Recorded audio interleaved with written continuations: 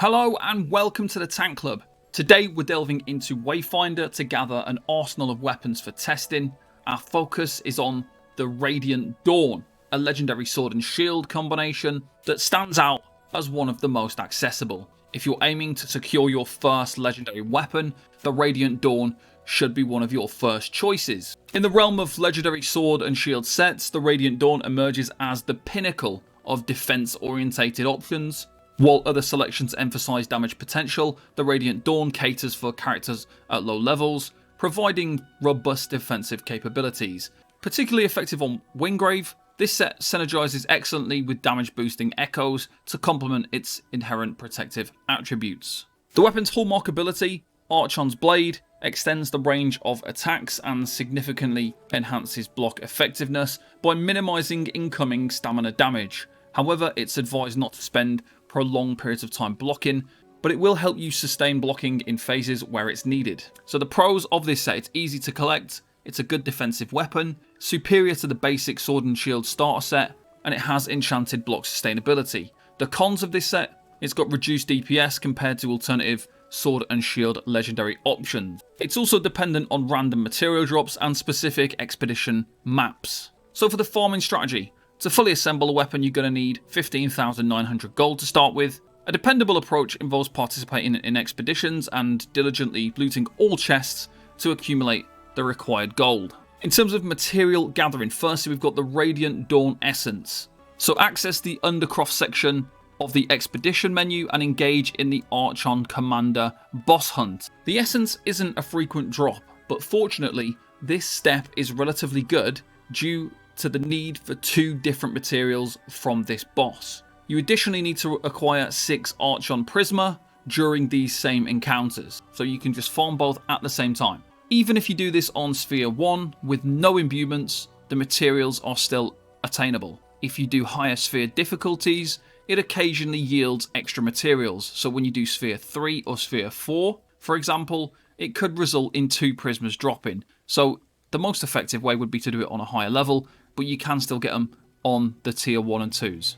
Next we've got Remnant Nexus, and you've got to engage in the Trial of the Lingering Light boss hunt. Sphere 1 again can yield these items, although experience suggests that Sphere 3 and 4 might occasionally yield 2 drops.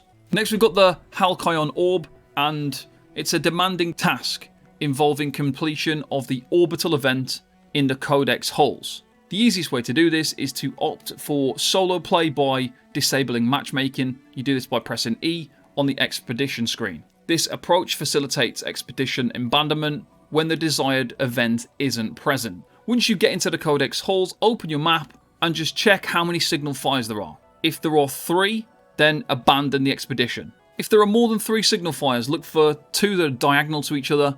This will be a good chance of having an orbital event if you find this. Go to that area, disregarding enemies, and identify the area with the floating golden orbs overhead.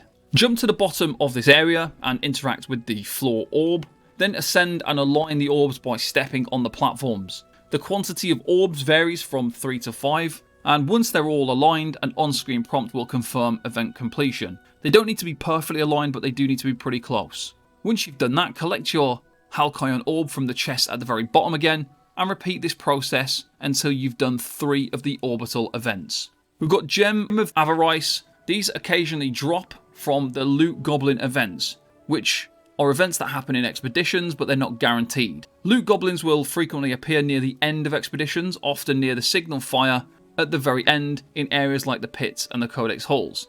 Attempt to collect these during the main story quest progression when you get sent to various expeditions. If you don't have enough, just travel in and do a couple of expeditions, and you should pick them up quite easily. Okay, next we've got Argent Spectra, and you acquire these by defeating enemies and collecting resources in the Undercroft expedition. You get a lot of these just by doing them, so just keep running this expedition until you've got 87. Glimmering Shadow Warped Spectra. Do any Aurelian expedition that has a power level of 752 to 1637 and eliminate enemies or collect resources while a Shadow Mutator is active to get this material.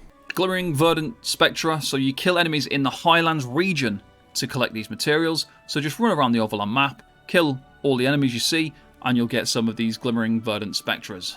Once all components are collected, travel to the central Skylight Signal Fire, progress to the arsenal area in the market row on the right to craft your Radiant Dawn sword and shield. And that is everything. Hope this guide has proven informative. Stay tuned for more Wayfinder content in the pipeline very soon. Thank you to our Patreon and YouTube members for their generous support. Thank you very much for watching, and I'll see you next time. Bye bye for now.